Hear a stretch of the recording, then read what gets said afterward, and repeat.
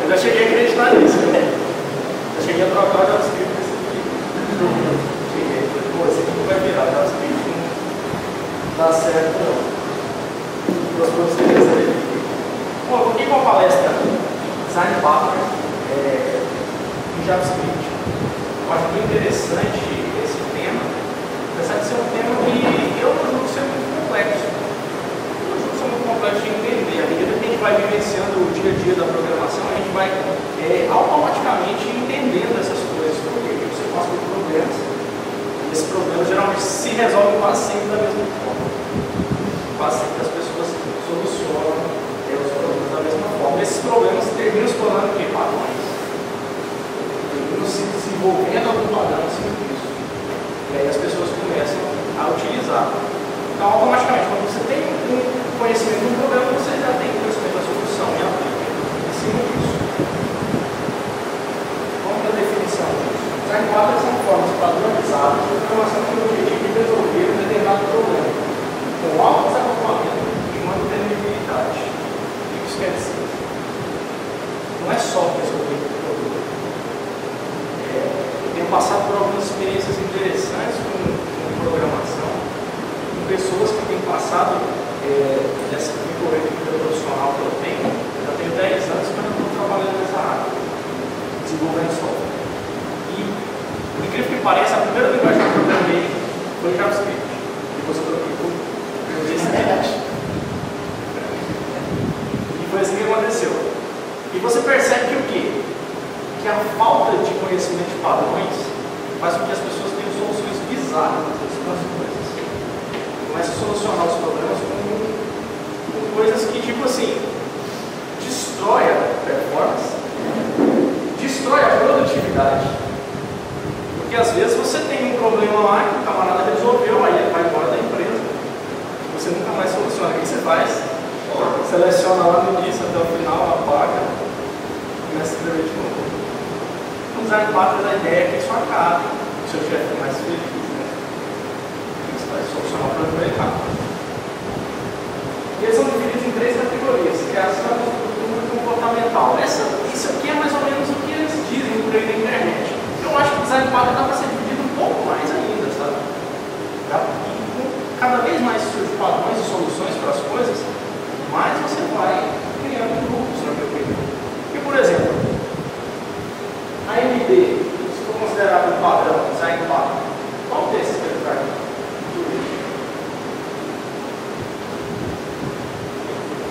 Se módulo for considerado um padrão, tem que ter qual?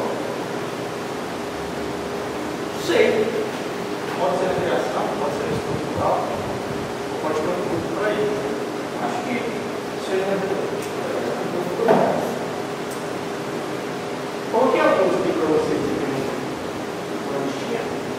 Isso aqui são alguns padrões que a gente encontra no internet. Cada um está se propondo a resolver um determinado problema. Cada um se propõe a solucionar algo. Por exemplo, o Edgar citou esse lado da tela. Qual era a proposta dele? Solucionar o problema com mensagem.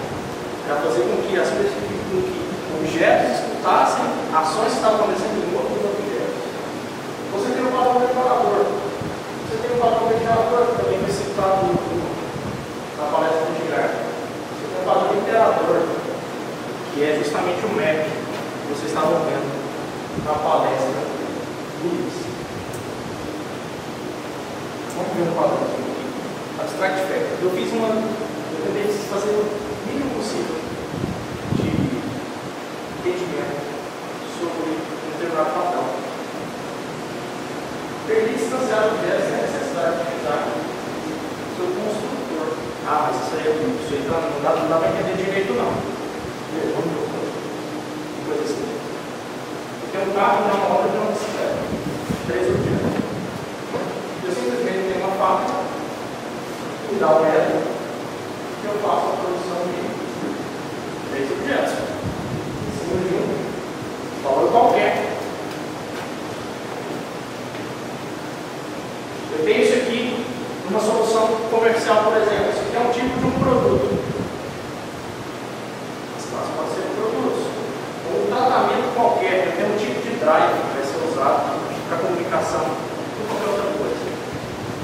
Eu tenho tipos de APIs. A primeira API é do Facebook, a segunda é do Twitter, a segunda é de não sei quem. Você tem uma informação que vem de uma base de dados, de qualquer outro lugar, para um tipo de configuração, de um JSON, você pode usar uma fábrica.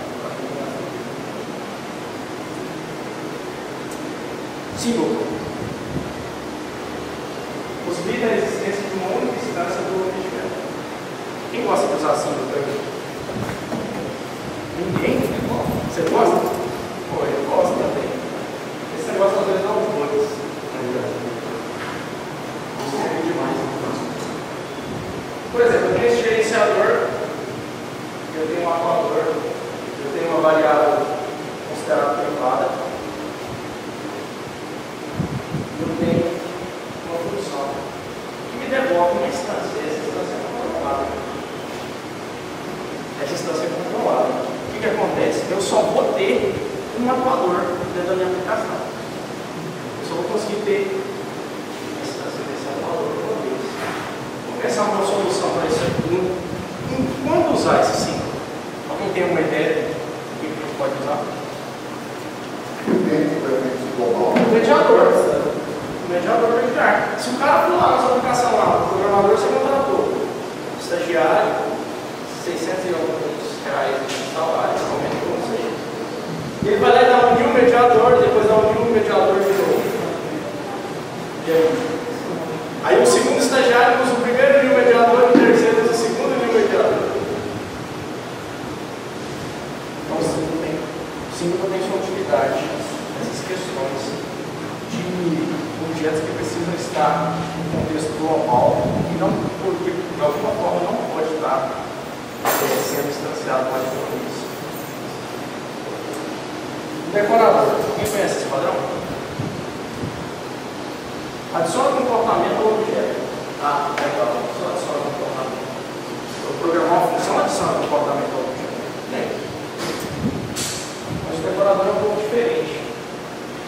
Eu tenho aqui um vendedor. Ele tem um método de comissão. É uma taxa, é um índice que ele vai calcular em cima de alguma coisa e vai dar a comissão. Esse vendedor, ele trabalha com uma base lá de 20%. Tudo que ele vende vai ganhar 20%.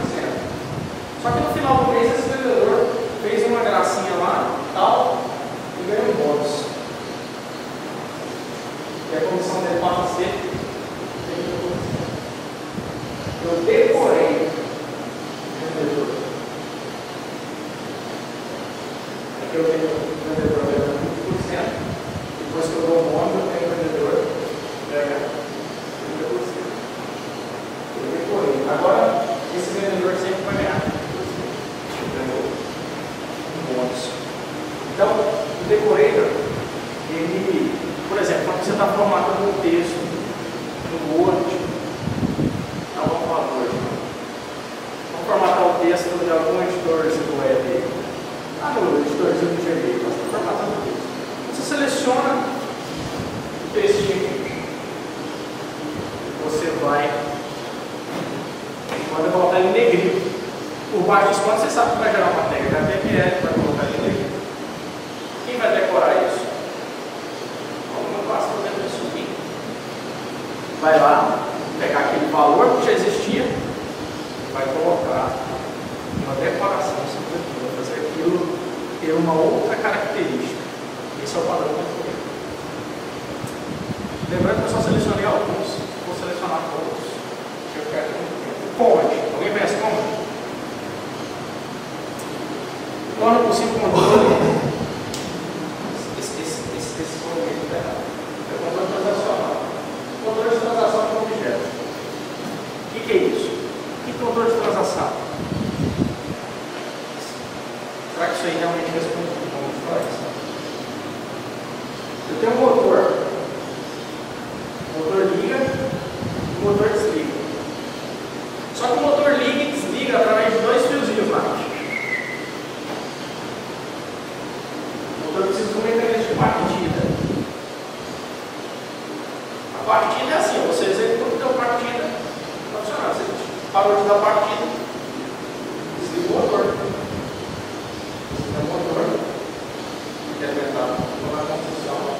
Você tem a execução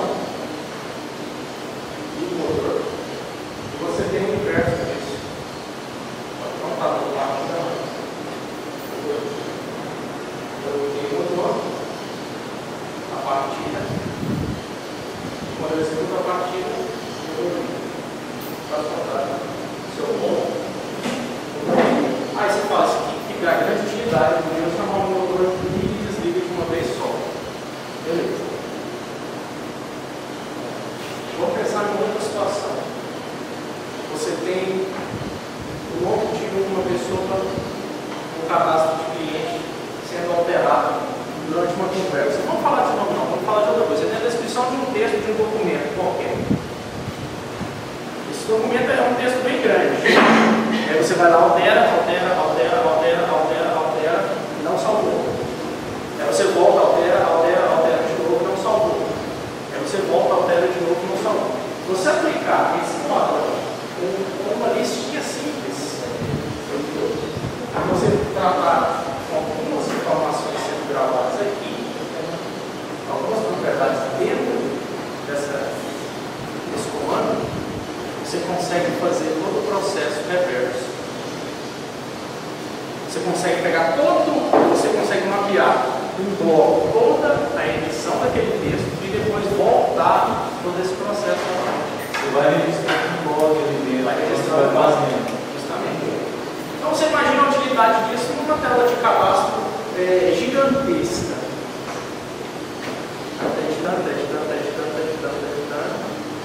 Está mexendo. Aí no final das contas ele quer ver o dado como era. Você pode voltar. Mixing. Quem conhece Mixing? Possibilita a reutilização de funções estendendo o protocolo. Vamos pegar aqui o computador.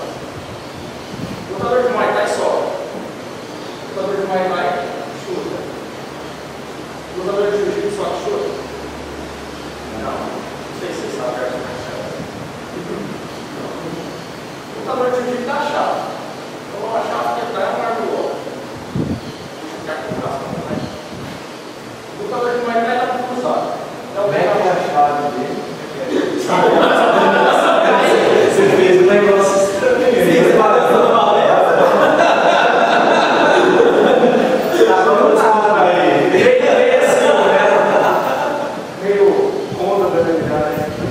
Mas aí você quer ter um cara, um valor de miliar, você quer ter essas funcionalidades. Esse valor de miliar mixa todas essas funções. Eu usei um Underscore estratégia. Usei essa biblioteca Underscore para fazer o quê? Para juntar essas funcionalidades. Aí você me fala, pô, vou usar isso aí, legal. Eu vou usar o tempo inteiro. Aí não sei. Tem que existir a situação para se usar determinado padrão. Os duas classes É uma só. Quando eu instanciar o computador de RMA, ele vai saber só a caixa da chave de braço. Mas aí cria um outro suporte aí que não vai ter chave de braço. Vai ter só soco de chute. Só vai mixar as funcionalidades do Muay Thai. Esse padrão ele é interessante, mas quando você não tem esse método nos dois lugares. Se você tivesse um chute aqui e um chute aqui, o que vocês acham que ia acontecer? Qual chute ia ser usado? Olhando esse código. O último a ser inserido. O jiu-jitsu, né? O lutador de jiu-jitsu chuta mal pra caramba, né? Chuta assim e tal. Então o chute ia ser bom. Então isso daí não dá pra controlar. Então tem que saber usar. Tem que saber. Você pega um objeto muito grande e começa a trabalhar as milhões de funcionalidades dessa. Você pega um objeto muito grande, milhões de funcionalidades, você tem que remixar tudo num objeto só. A não ser que você abstraia esse processo, né? Aí você tem prioridades de pessoagem. Justamente. Ou então decore. Esse padrão em si também pode ser usado para mudança de comportamento no lugar do decorador.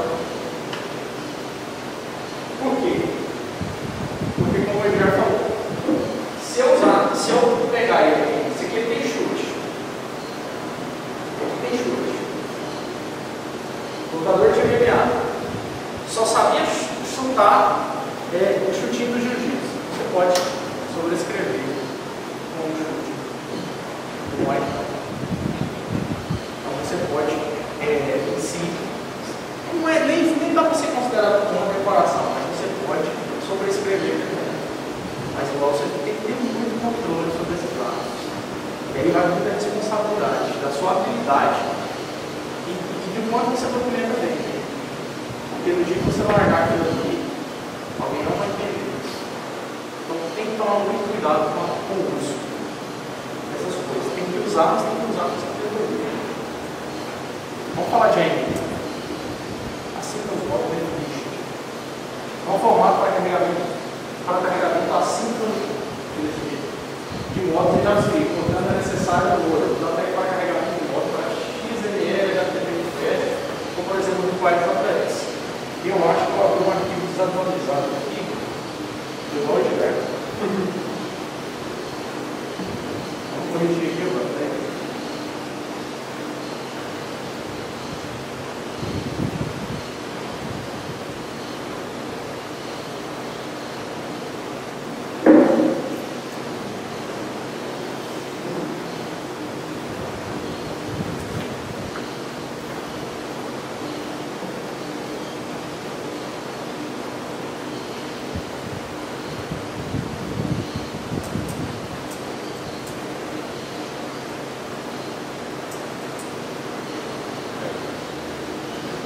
Portanto, é necessário a biblioteca para carregamento de módulo, XHL, HTTP, por exemplo, o Require. Eu coloquei só ele porque eu gosto mais disso. O que vocês entendem de AMD? Todo mundo se conhece a AMD também? O AMD é interessante porque já gerou muita discussão antes do código, trabalhava, gera muita discussão em lista. Uma vez eu estava ano passado eu estava no Brasil da JS, eu cheguei com uns palestrantes e falei, o que você acha de AMD? Ele falou assim, legal, mas eu não uso. Ele de aplicações grandes. Eu não uso. Eu vi assim, de repente, impactado, deve ser difícil, não é isso. Mas eu comecei a olhar e tem outras alternativas, sabe? Outras alternativas. Você pode usar bibliotecas que gerenciam isso daí melhor. Então, assim, é uma proposta. Continua sendo uma proposta de solução para um problema. Você deve usar ou não, se você achar necessário. Mas o AMD se propõe a dividir todas essas coisas que a gente desenvolve, a aplicação desses padrões, em arquivos que podem ser requisitados de forma assíncrona, que eles juntem essas funcionalidades depois. Isso aqui seria uma biblioteca de animação que estaria desse pé. Isso aqui seria uma biblioteca de mensagem, componente, qualquer outra coisa que estaria também desse pé. Isso aqui seria a requisição, como vai dar pau, mas seria a requisição. Estou requisitando aqui duas bibliotecas que vão vir de algum lugar. De qualquer lugar do mundo. E eu depois recebo retorno dessa definição nos meus quadros. O que vocês acham disso?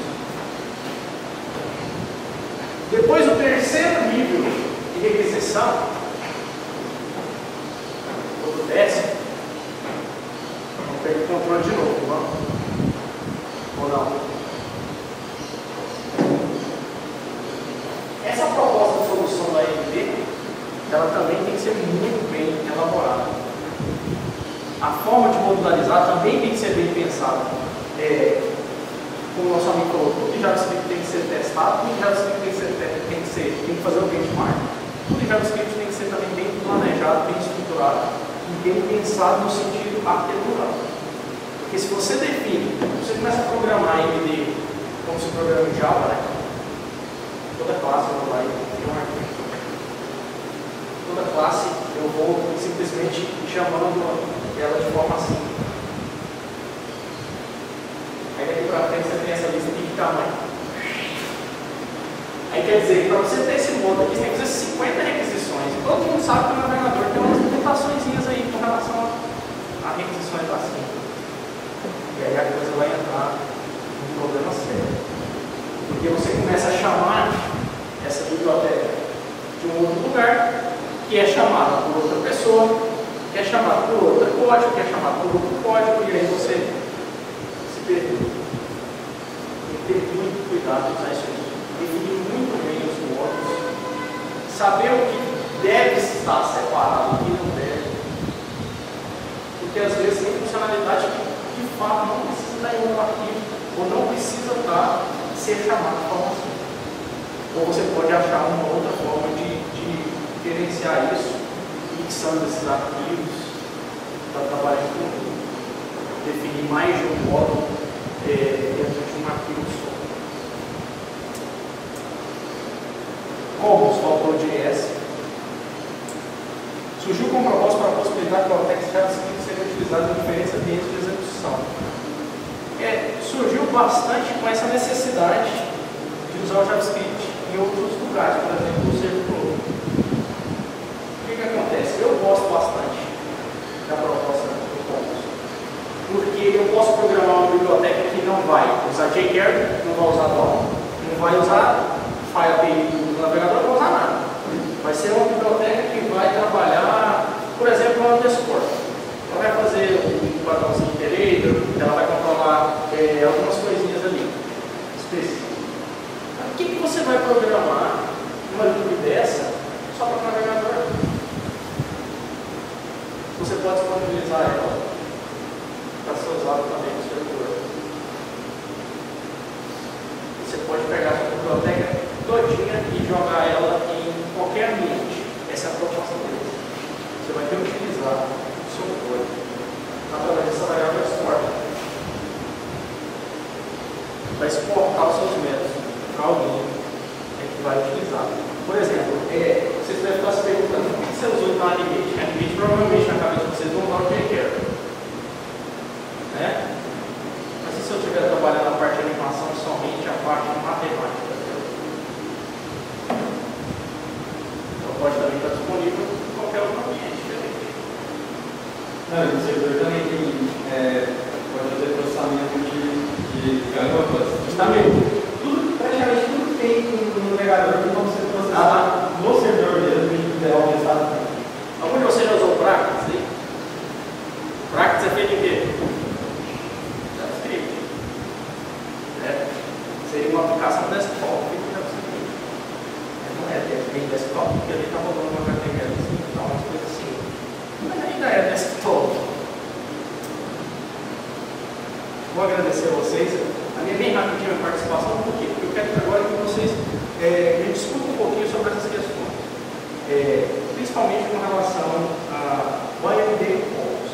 Se algum de vocês tem algo a dizer, compartilhar sobre essas coisas, porque todos vocês aqui eu sei que escrevem código todo dia, todos vocês aqui passam algumas dificuldades com relação a padrões. E assim, a gente podia trocar essa experiência agora. Se vocês quiserem me perguntar alguma coisa, talvez vocês vão perguntar algum padrão daquele ali, eu não vou saber responder, eu vou ter que ler depois. Mas é isso aí. Meu nome é Ricardo, esse aqui é meu e-mail, se alguém quiser trocar uma ideia comigo, é só anotar, a gente conversa. Também estou lá no grupo, estou lá na lista.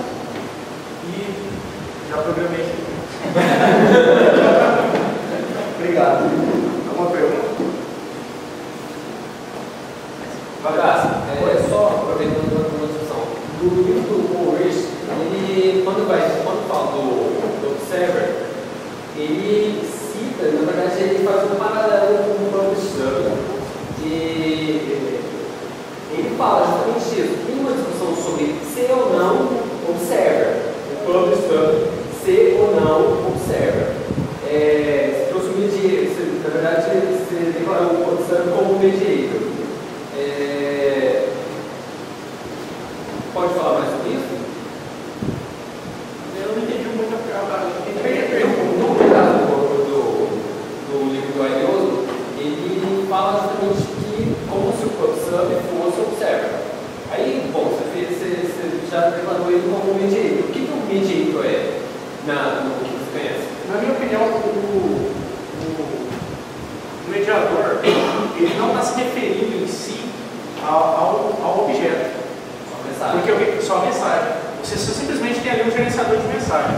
Quando você está usando o padrão observador, na minha opinião, e também é o que eu vejo também que é programado, que é solucionado as coisas. Por exemplo, você tem uma janela, você tem um pop-up, e aquele pop-up pode ser observado. Está entendendo? Ele não é um mediador de nada, mas ele pode ser observado. Está entendendo? Você tem algo que não é em si um gerenciador de eventos, tal, mas que pode ser observado. Eu posso falar assim, eu quero ver o que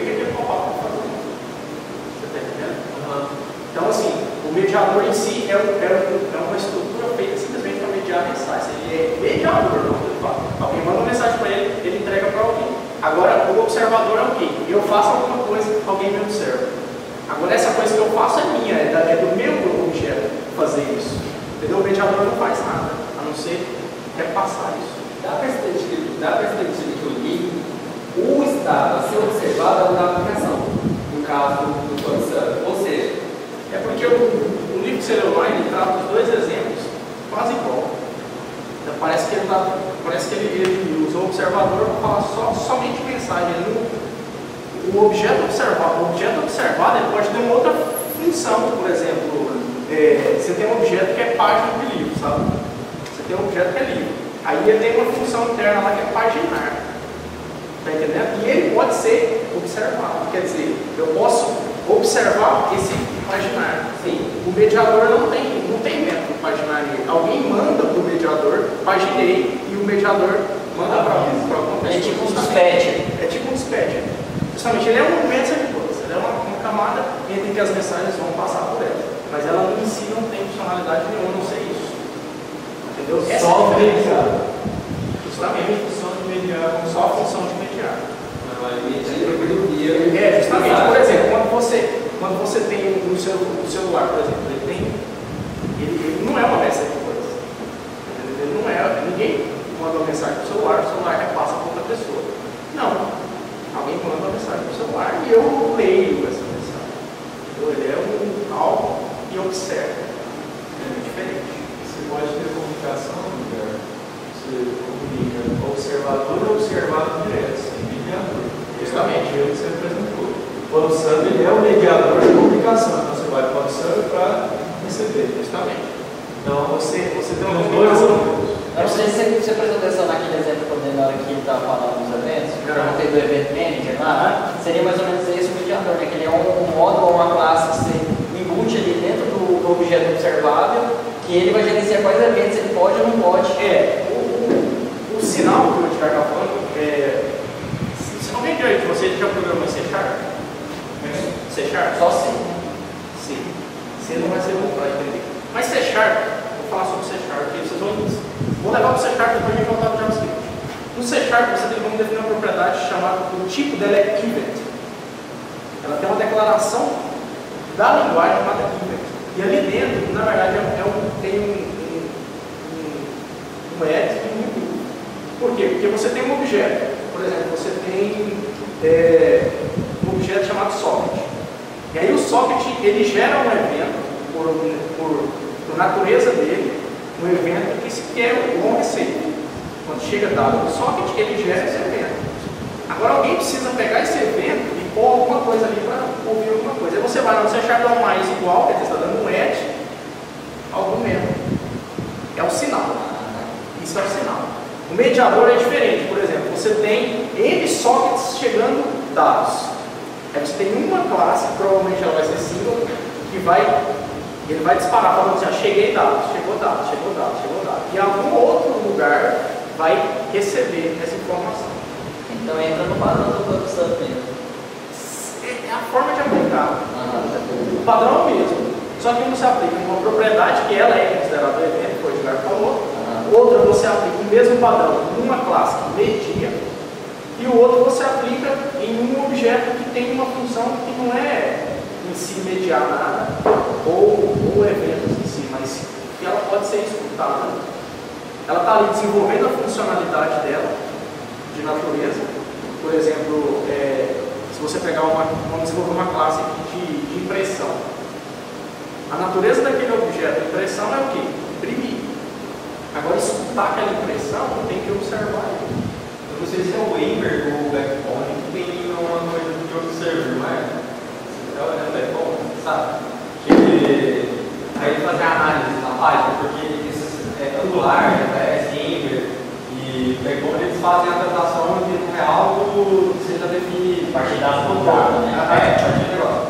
E aí cada um segue um padrão diferente. Não sei se é o Ember ou o Backbone, que ele tem essa história do observador. Ele adiciona em todos os objetos que ele controla uma função que vai ser observada, e assim que acontecer alguma coisa ele manda ele fala para ele, a biblioteca principal, que aconteceu uma mudança, o controlador principal. E os outros já trabalham de outra forma, já fazem learning check, que é você verificar normalmente todos os nomes. Aí um padrão é mais rápido, porque o próprio elemento fala, o outro observa os elementos. Então, acho que assim, não necessariamente o observador pode. É questão de conceito, né? Não o observador pode ser necessariamente relacionado a eventos. Sim a uma análise. Tipo assim, tem uma pessoa observando, alguma biblioteca observando vários elementos, por exemplo, que tem informações que, eu fui alterado, não, sabe? Coisas assim. Mas um exemplo básico dá para entender, por exemplo, você tem uma tela que é um botão. Eu clico nesse botão, essa tela desabilita. Por exemplo, ela desabilita, ela não some, ela desabilita. O botão tem uma função, a tela tem a função de tela.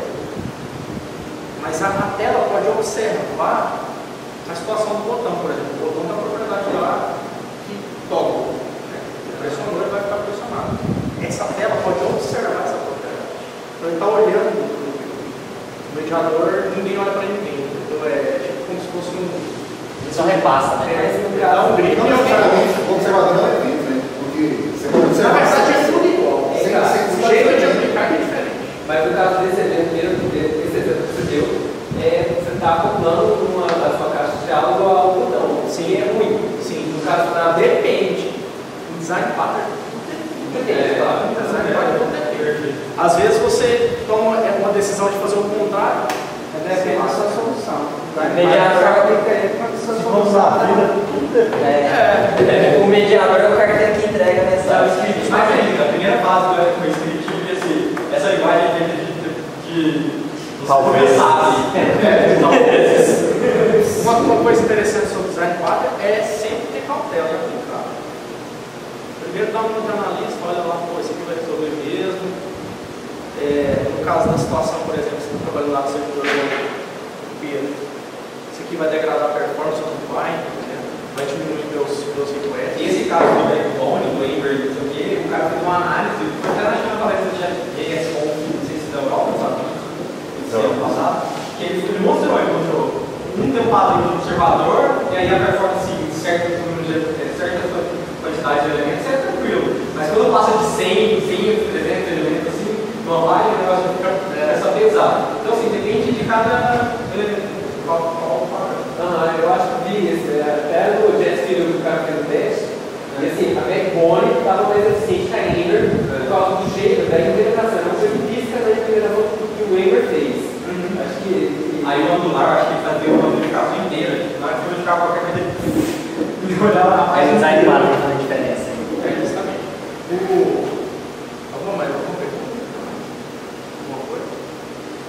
Só lembrando vocês, design pattern é saber vários. É muito bom. Design pattern é igual estudar música, estudar qualquer outra coisa. Você tem que pegar lá e desenvolver igualzinho. Né? Você vai lá, vou fazer hoje o padrão decorativo. Aí você vai lá e escreve a definição, você vai lá baixar aquelas caixinhas, escreve, programa, entende, saca a parada, depois você pensa assim, agora o que eu soluciono isso? Qual o problema que eu solucionar com isso? Aí você começa. E sempre se questione.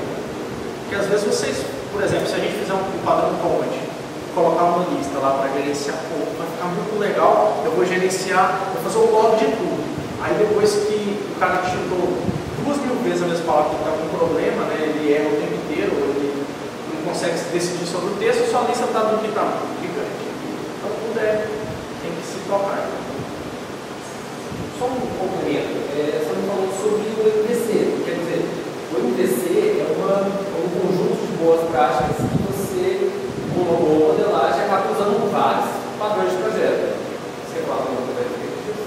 Olha, todo mundo já está bem tranquilo com a Mas esse inclusive está voltando para uma discussão de abandonar, né? Porque essa história de você pedir um controller numa pasta, por exemplo, ou do view em outro, ou do model em outro, assim, a pessoa não está com a ideia de bundle, né? De você ter, uma coisa específica, aqui uma pasta, por exemplo, você tem o controller, o model, as regras de negócio, né? E os views, só e o outro seja.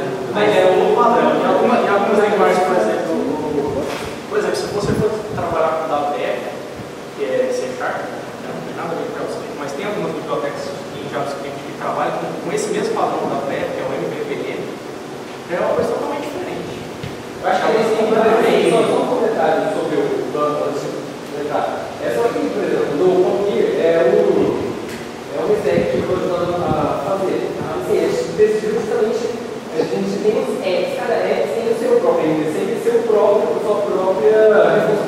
dessa aplicação. O módulo, o meu também é assim.